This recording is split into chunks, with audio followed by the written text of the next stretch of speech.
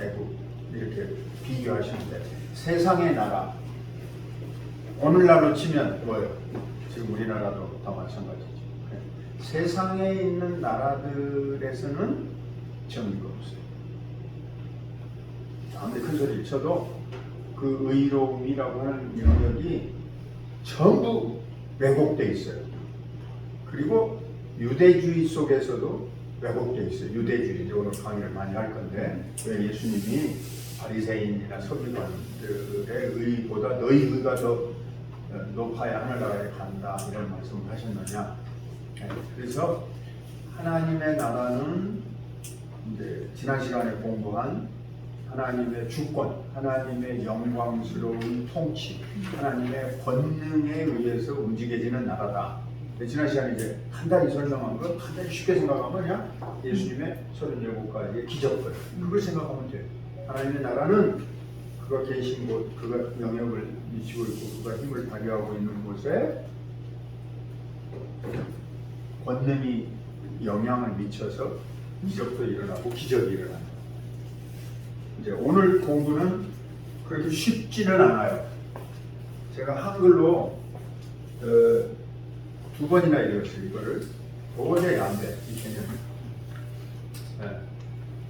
그래서 아들한테 갈 때 내가 기차 타고 갔는데 기차에서 계속 읽었는데 이 개념이 그렇게 빨리 머리에 안 들어요. 그래서 내가 다시 영어로 이 본문을 다시 이잡듯이 읽고 오늘은 여러분들에게 이 영어로 내가 읽은 걸 가지고 설명하려고 해요. 오늘 그래서 굉장히 시간이 많이 걸렸어요. 중요한 주제인데 설명하기에는 까다로워요. 왜냐하면 이것이 그렇게 세상 나라나 어떤 구체적인 사례를 통해서 하나님의 나라가 의롭다고 딱 드러나야 되는데 예수님의 설명은 그렇게 지금 딱 하나의 그냥 단순하게 설명이 되어 있지 않고 큰 원리들 가운데서 말씀하시는 거니까 이 게을리스 보스 박사의 설명을 통해서 살펴보려고 합니다. 그러니까 하나님의 나라는 이제 지난 시간에 공부한 하나님의 주권, 하나님의 영광스러운 통치, 그 다음에 오늘은 정의 없어요. 이 세상에는. 그걸 머릿속에 이해하시면 돼요.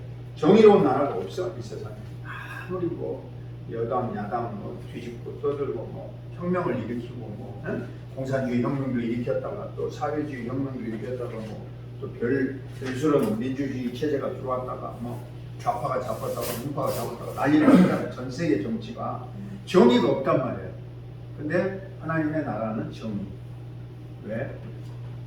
하나님 본질, 하나님의 속성, 하나님의 의로움이라는 하나님의 존재에서부터 이 나라는 그 의로움의 원리를 공급받았기 때문입니다.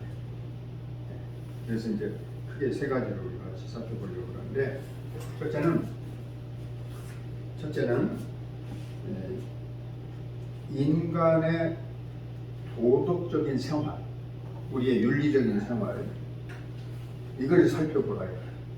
첫째, 인간의 도덕적인 생활, 윤리적인 생활을 살펴보면 그 인간의 윤리적, 도덕적 규칙 속에 뭐가 담겨져 있냐면 하나님의 뜻이 담겨져서 그것을 성취하시려고 이걸 주신 거예요. 그러니까 하나님의 뜻이 우리에게 나타나는데 우리의 도덕적인 기준으로 잠깐만 나를 봐봐요. 하나님은 그걸 어떻게 우리에게 하나님의 의로우심, 하나님의 윤리적이고 도덕적인 성품을 우리에게 어떻게 그걸 나타냈냐면 하나님의 계명을 우리한테 줘. 그래서 율법의 제시자, 율법의 우리를 향해서 율법의 창시자예요. 그러니까 하나님이 먼저 율법을 줘요. 인간에게. 넌 이렇게 살아라. 그렇게 해야 우리가 바른 길이 뭔지를 알게 되니까. 어떤 것이 바르다고 하는 게 인간들끼리 구분이 안 되는 거예요. 옛날에는 왕국 통치여가지고 왕 멋대로 마음대로 다 칼자루를 쥐고 휘두르는 거 아니에요. 짐이 곧 법이다.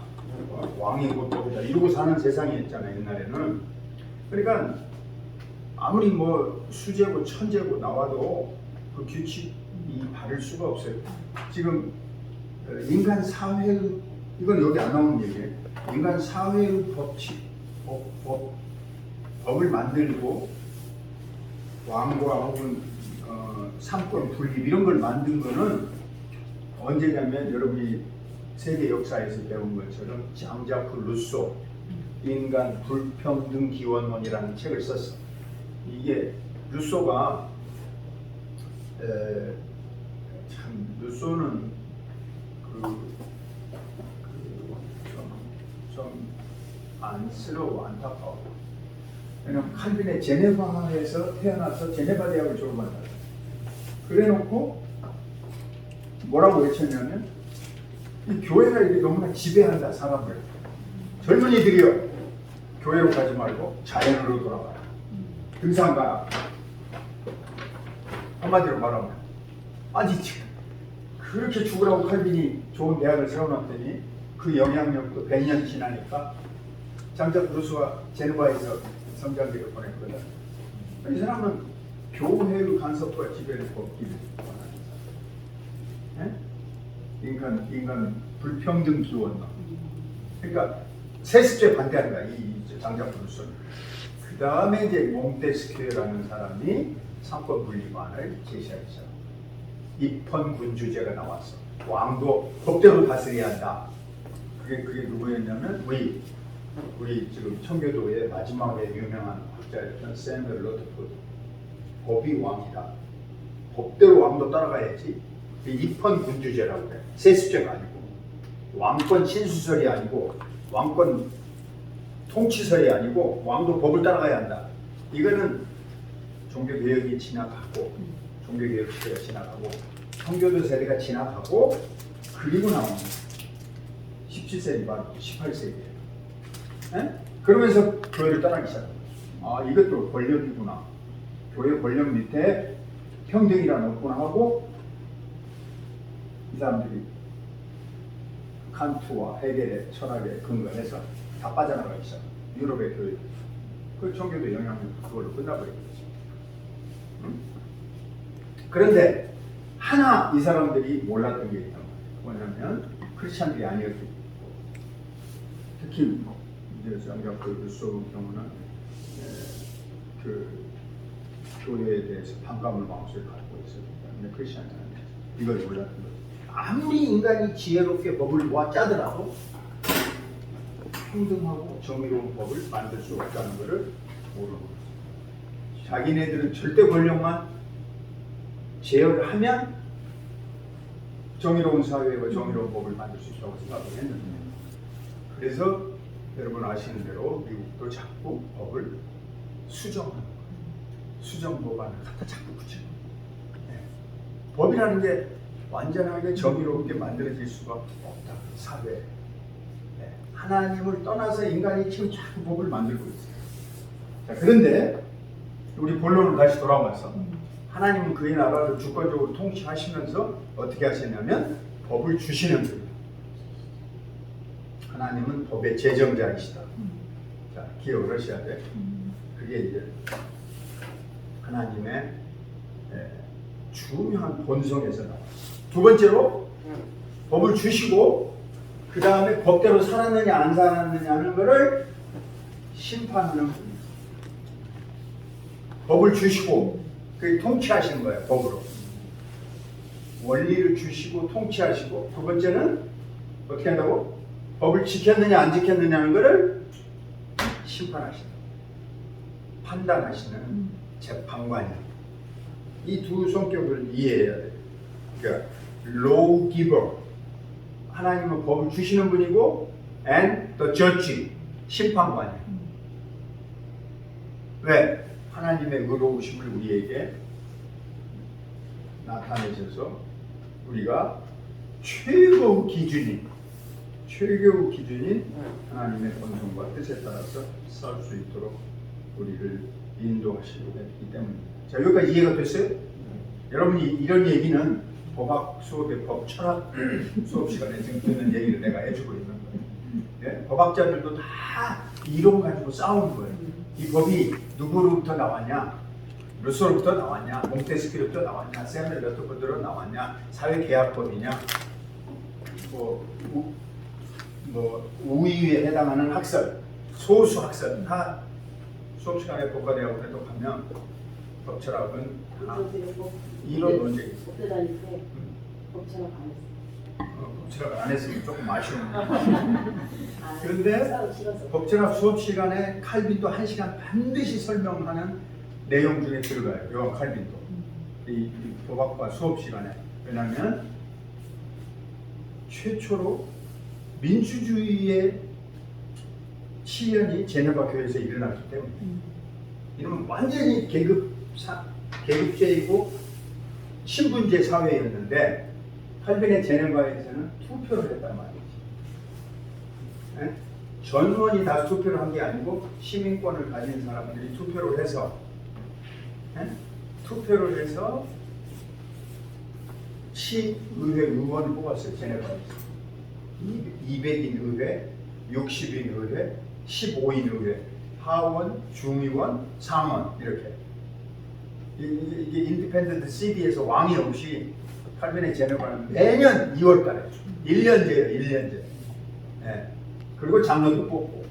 그래서 이 법철학 수업 시간에 칼빈의 제네바 교회가 미국의 민주주의 발전에 끼친 영향 반드시 수업을 봤습니다.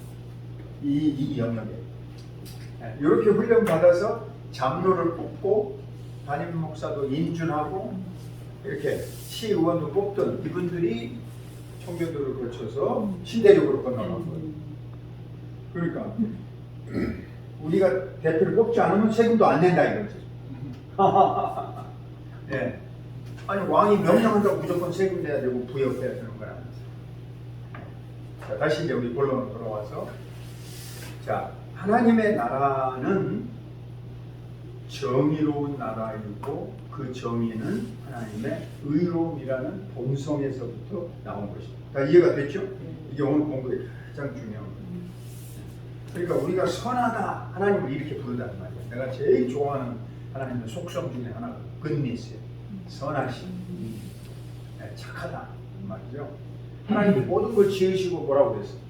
보시기에 좋았다. 근데 영어 성경에 그 좋았다는 단어가 뭐냐면 goodness예요. 좋았다는 게 굿이라고. 선하기 때문에 좋은 거지 모양이 좋았다가 아니에요. 뷰티풀이 아니에요. 이해가 되죠? 네. 굿니스라니까 아름다웠다가 아니야. 하나님이 지으신 모든 세상이 죄가 없어서 선했다 그 말이에요. 곧 질서롭고 정의롭다. 그래서 나는 우리 아이들 이름도 전부 착할 선자를 붙였어요. 네. 선하다는 게 어느 곳에서도 찾을 수가 없는 수. 물론,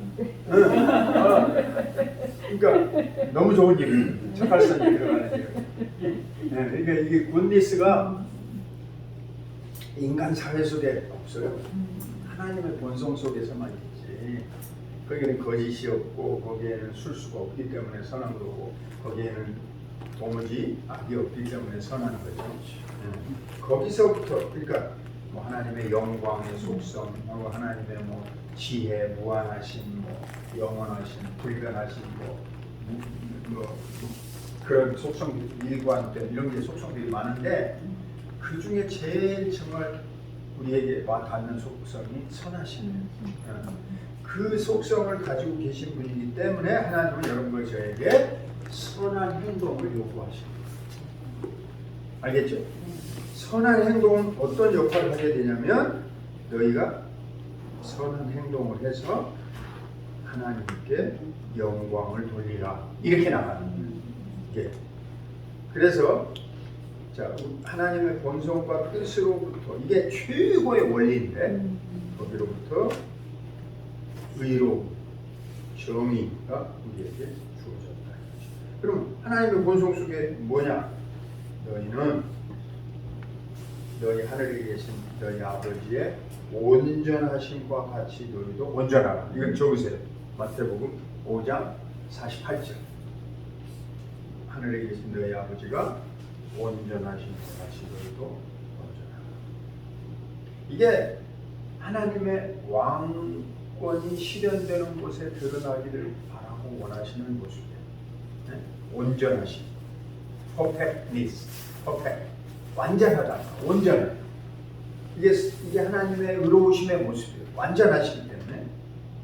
그 완전하신 분이기 때문에 의로움의 기준이 하나님 자신 안에 있어요. 하나님 속에 있어. 그리고 그 의로움을 향해서 추구해 나가는 목적도 다 갖고 계십니다. 하나님의 영광을 드러내게 하려는 수단으로 하나님은 여러분과 저에게 의롭게 살도록 요청하셨다. 정의로운 나라를 이 땅에 펼치시기를 원하셨다. 자, 여기까지 이해가 됐습니까? 예. 우리가 지금 하나님의 나라를 이해하게 될 때 하나님의 나라는 자, 그의 온전하심과 같이 우리도 온전하라. 그런데 그 온전하신 하나님은 자기의 본성이 선하신 분이다. 착하신 분이다. 그 하나님의 본성으로부터 우리 인간에게 율법을 주셨고 그 다음에 하나님은 그 법을 지켰는지 안 지켰느냐는 것을 동시에 심판하신다고 합니다. 재판하신다. 판단하신다. 그래서 사람으로 하여금 균형 잡힌 삶을 살도록 했다. 자, 이걸 이제 조금 더 설명하기 위해서 이제 우리가 이제 구약 성경을 살펴보면 유대인들의 문제가 뭐냐? 유대인들. 거기다 이제 쓰세요. 첫째는 형식주의예요. 포멀리즘.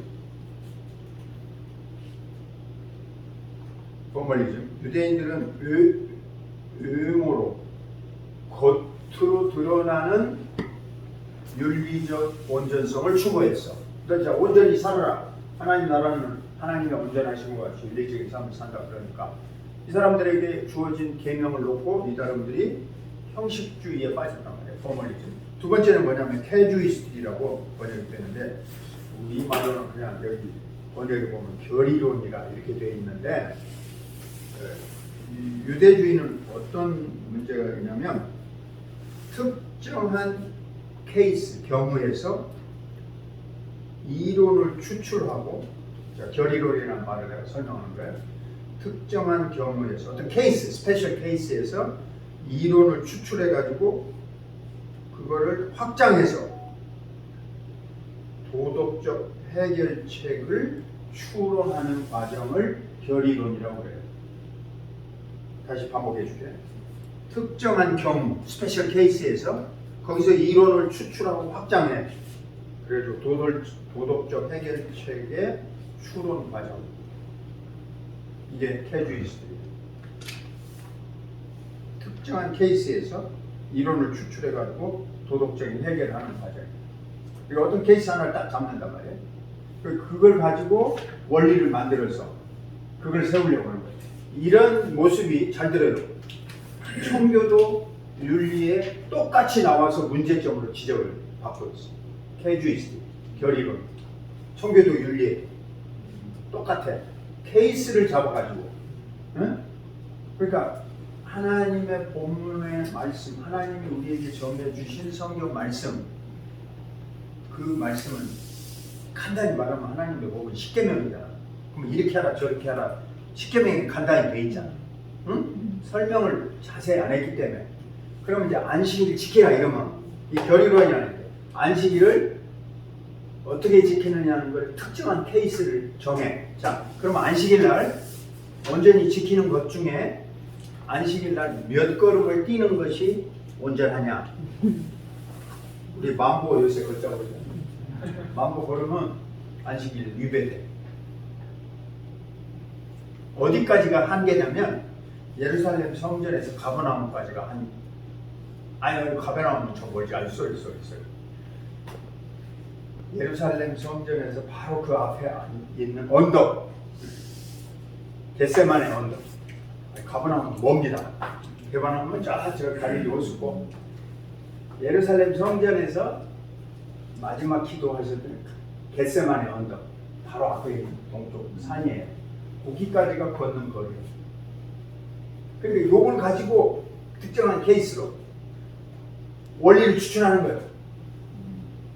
발걸음을 정해서 시간을 정해서 20분이나 30분 걸으면 될 거. 만보 걸으려면 1시간 이상 걸어야 돼. 나 지금 만보기 쓰고 있는데 휴대폰에서 1시간 부지런히 걸으면 한 7,000보, 8,000보 걸어요. 만보 이상 가려면 1시간 넘게 걸어야 돼. 아니면 아주 빨리 걷든지. 이게 결이론이라는 거예요. 특정한 케이스를 하나 딱 정해. 이제 거기서 윤리적 원리를 정하는 거예요. 응? 그거는 이제 지금 뭐예요? 안식일에 얼마만큼 갈 수 있느냐 문제지. 안식일 날 다른 것도 다 정해야 할 거 아니에요. 그 외에도 수없이 많은 케이스들이 있잖아. 안식일에 관련된 게. 응? 불을 안 떼야 되잖아. 안식일 일을 하지 않는데 불을 안 떼게 돼 있다고. 전날 만들어 놓은 걸 먹게 돼 있지. 그러면 전기 스위치를 올리는 거 불을 떼는 걸 거 아닙니까? 불 때는 거. 이제 특정한 케이스에 불 떼는 걸로 봐. 유대인들. 엘리베이터 누르는 것도 안 되는 거래요. 안 되는 거예요. 네, 그렇더라고요. 그래서 유대인 나왔는데. 금요일 해 떨어지기 시작해서 토요일 해 떨어질 때까지가 안식일인데 시간을 그렇게 정하는 거예요. 토요일 날 해 뜰 때부터가 아니에요. 안식일은 저녁이 되고 아침이 되니 이는 첫째 날이니라 이랬잖아. 유대인의 시간 개념은 저녁이 되고 한 날이 마감이 되는 거예요. 그 다음 날 아침 해 떠서 시작하는 게 아니에요. 그래서 금요일 날 오후 5시에 그 주변에 살고 있는 팔레스타인 원주민들한테 돈을 주고 안식일 범하기 싫으니까 네가 와서 복도 불 다 켜라. 큰 건물이고 사무실이고 아파트고. 응? 자기네들은 안 켜. 근데 깜깜하게 다니면 사람도 다치고 무섭고 문제가 생기잖아. 불을 켜놔야 되잖아. 그럼 불을 켜면 안식일을 범하게 된단 말이야. 전기를 안 끄면 되잖아요. 그러면 너무 많이 된가 아침부터. 미국 사람들 같으면 켜놔버리지.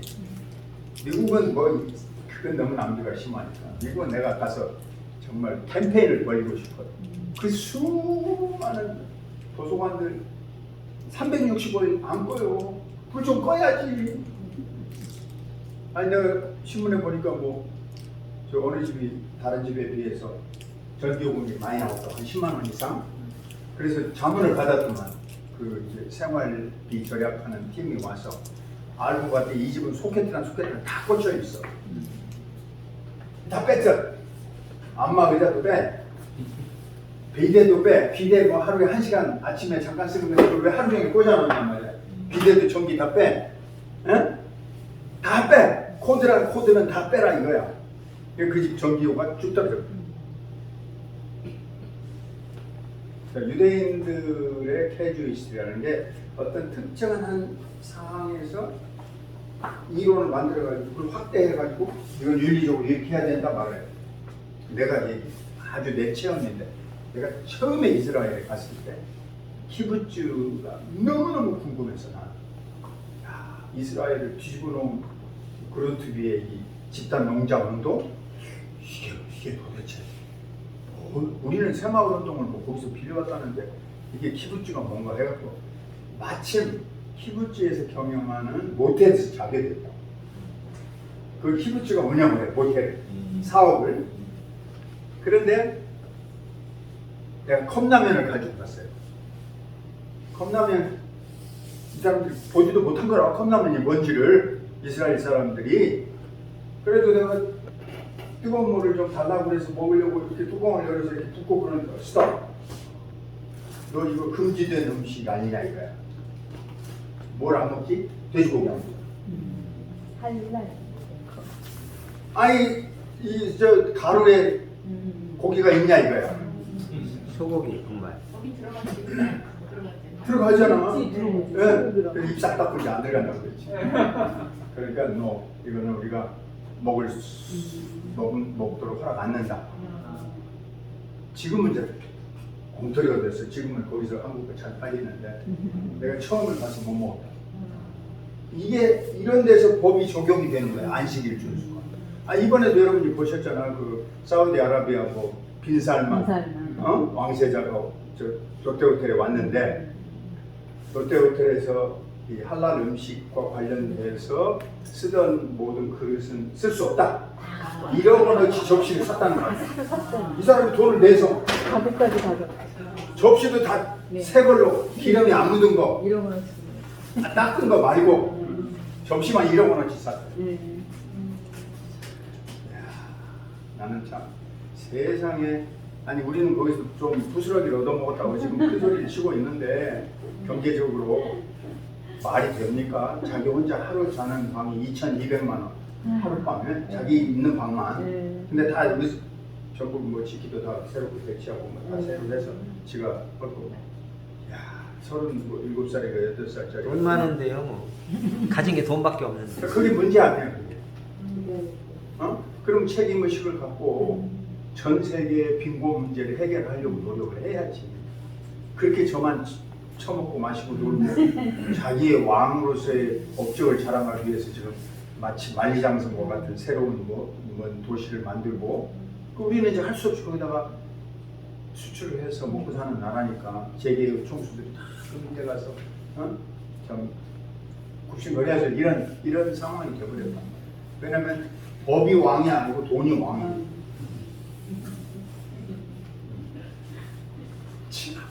자, 캐주이스트리라는 말 이해가 됐죠? 이렇게 하나의 사례, 어떤 한 사건을 통해서 원리를 정해버려요.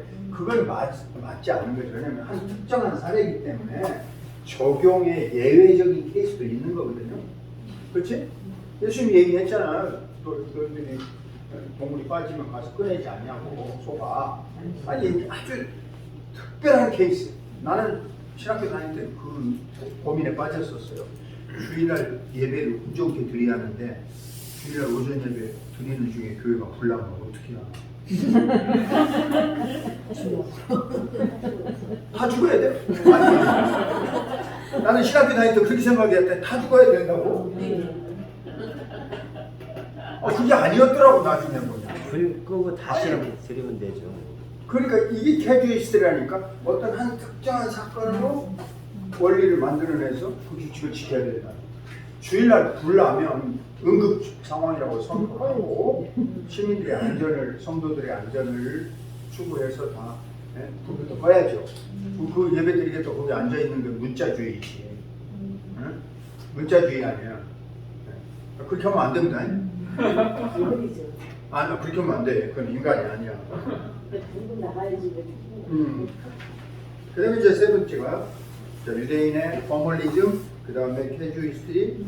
세 번째가 뭐냐면 금지를 강요하는 거예요. 금지 조항. 이건 뭐에 문제가 발생하냐면 계명의 순종이 아니에요. 순종하고 금지 사항이 무서워서 내가 따라가지 않는 거하고는 큰 차이가 있어요. 응? 계명이 가르치는 것 중에 이건 하라, 이건 하지 말라 얘기가 돼 있잖아. 근데 유대주의는 금지 사항을 강조하는 거야. 순종하라는 거 아니라 이건 하지 말라고를 강조하는 거야. 그러면 아까 처음 형식주의에 계속 빠져. 그래서 결과적으로 두 가지 유대인들의 윤리 생활에 있어서 두 가지 문제가 발생했습니다. 하나는 self-justification, self-righteousness, 자기 의로움이에요. 자기 의로움에 빠져. 나 주일날 예루살렘에서 겟세마네 동산까지 안 갔어. 그럼 나는 주일날 지켰어. 그렇지?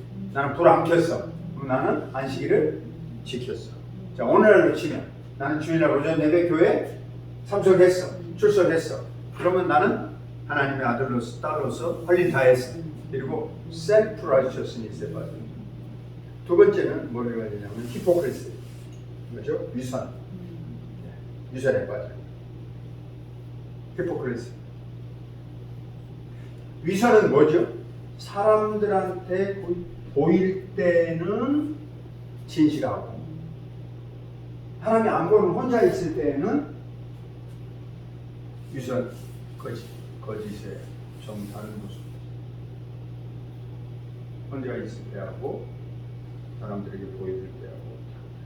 근데 유대주의는 결국 이런 식으로 예배의 규칙들도 잘못 이용하게 됐습니다. 결과적으로 어떻게 됐느냐?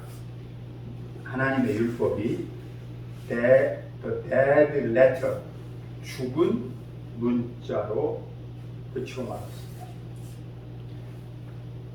죽은 문자가 되고 하나님의 율법이 죽은 문자가 됐어요. 그래갖고 이 죽은 문자가 살아계신 하나님을 대체시켜버렸어요.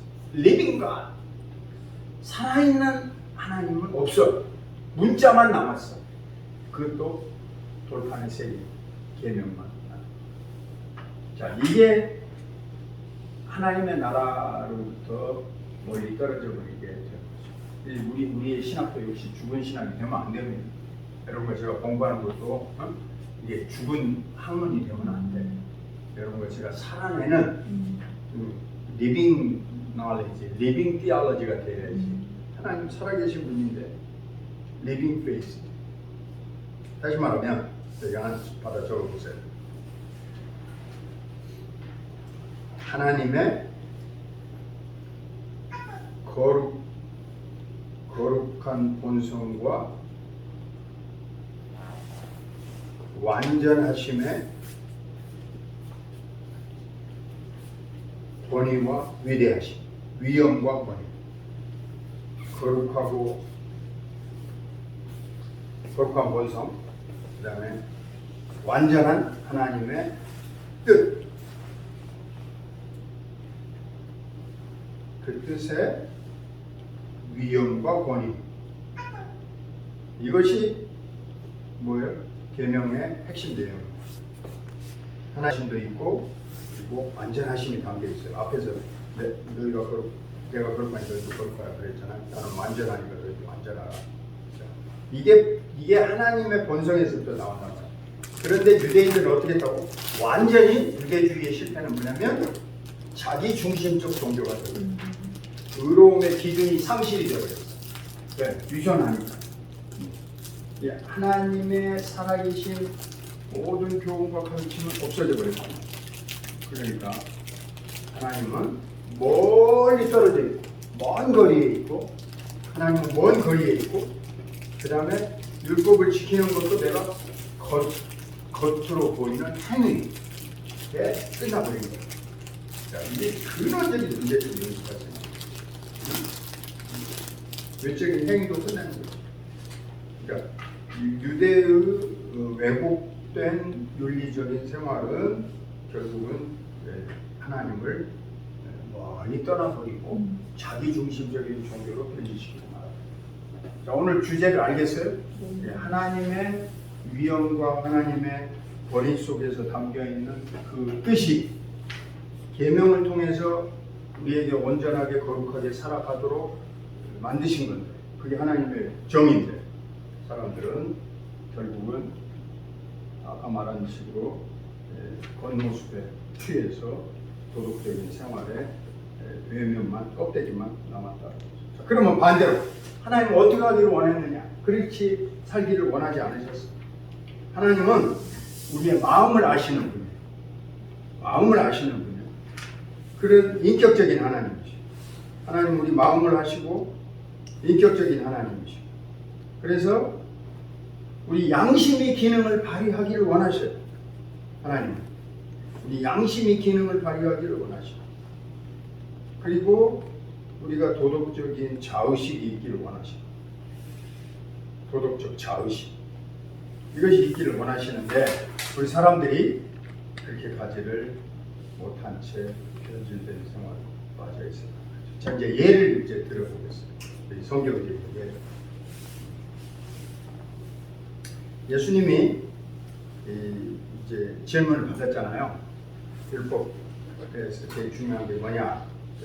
이제 마가복음 12장 30절하고 31절. 그래서 예수님이 대답을 뭐라고 했냐면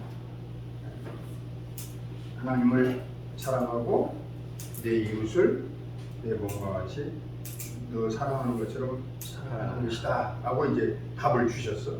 이 율법의 가장 중요한 내용이라고 예수님이 대답을 해주셨다고 말해요. 이것이 선지자들 통해서 가르친 말씀의 핵심이다. 자, 마가복음 12장 30절 31절 똑같은 말씀이 마태복음 7장 12절 똑같은 말씀입니다. 그런데 하나님을 사랑하고 이웃을 사랑하라. 이게 이제 우리 율법의 이제 핵심이라고 예수님이 가르쳐 주셨는데 의로운 거야. 그런데 마태복음 5장 23절, 24절에 보면 예수님이 이 두 내용을 어떻게 풀이를 하셨냐면, 자, 너희들이 제단에다가 예물을 바치러 왔다 이거야. 제단 예물. 그러면 예배죠. 예배하러 온 거야. 제단 예물을 바치러 왔는데 형제와 불의한 게 생각나거든. 제물은 제단에 바치는 것이 중요한 게 아니고 다시 가서 화해하고 돌아와라. 그게 예수님이 원하시는 진정한 성도의 자세이거든. 이웃을 사랑하는 마음을, 그러니까 우리가 하나님을 사랑하고 이웃을 내 몸과 사랑하라고 그랬으니까, 자, 하나님을 먼저 사랑하고 재물을 갖고 왔다 이거지. 근데 예수님이 설명하기를 아니야. 하나님 사랑한다고 재물을 내는 게 문제가 아니고, 네가 형제하고 마음에 걸리는 거 있으면 그 문제 가서 먼저 해결을 하고 다시 와. 당장 안 되면 그때까지 기도하고 참고 어쨌든 노력을 해야지. 마음에 맺힌 일이 없도록. 응? 근데 이게 화해가 잘 안 되는 거예요. 오늘 아침에 김장호 보내준 것도 그렇고, 내가 아침에 이걸 신문에도 많이 봤던 유명한 정치인이 그렇게 얘기를 했더라고. 수많은 우리나라 대통령들을 다 지금 자기가 경험을 해보고 뭐 선거대책위원장 무슨 3파역을 했는데 여태까지 우리나라 대통령 준비된 대통령이 하나도 없다. 근데 더 싸가지 없는 건 그래서 열심히 대책위원장으로 대통령이 된다고 근데 전화 한 통화도 없더라. 고마운지도 모르더라. 어? 그러면 화딱지가 나서 어떻게 사십니까? 그랬더니 이 양반이 참 자기 인생을 사는 지혜가 있는 분이더라고요. 나는 지나간 일은 잊어버리고 거기까지. 당신하고 인연은 거기까지 다 잊어버린다. 내가 말하면 금방 아는 유명한 우리나라 책략, 책사. 다 잊어버린다. 그게 세상 사람들이 사는 지혜로운 방법이에요. 잊어버린대. 근데 하나님의 방법은 어떻게? 가서 화해하라. 이게 기가 막힌 정이지. 문제를 덮어만 놓는다고 잊어집니까? 어떤 분이 그렇게 말했지. 못을 박으면 다시 빼고 그 자리에 상처는 남는다. 상처는 남는 거지. 안 잊어버려지는 거지. 용서하고 싶어도. 그렇지. 치매 걸리면 잊어버리지.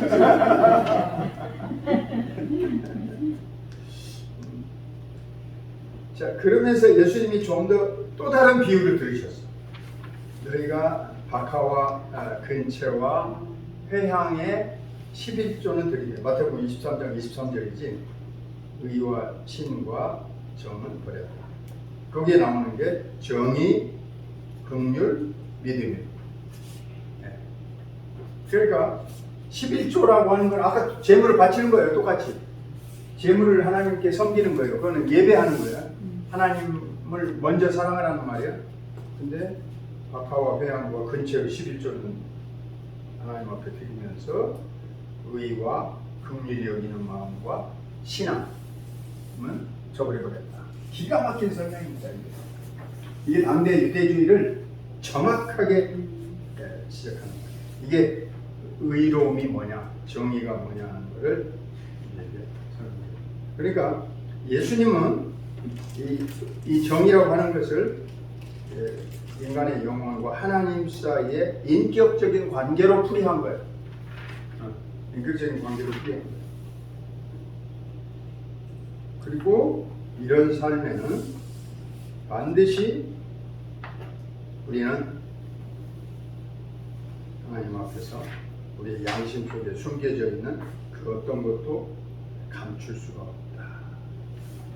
그래서 뿌리가 없는, 열매가 없는, 맺지 못하는 뿌리째 하나님께서 잘못된 것들은 다 뽑아서 없애버리시겠다.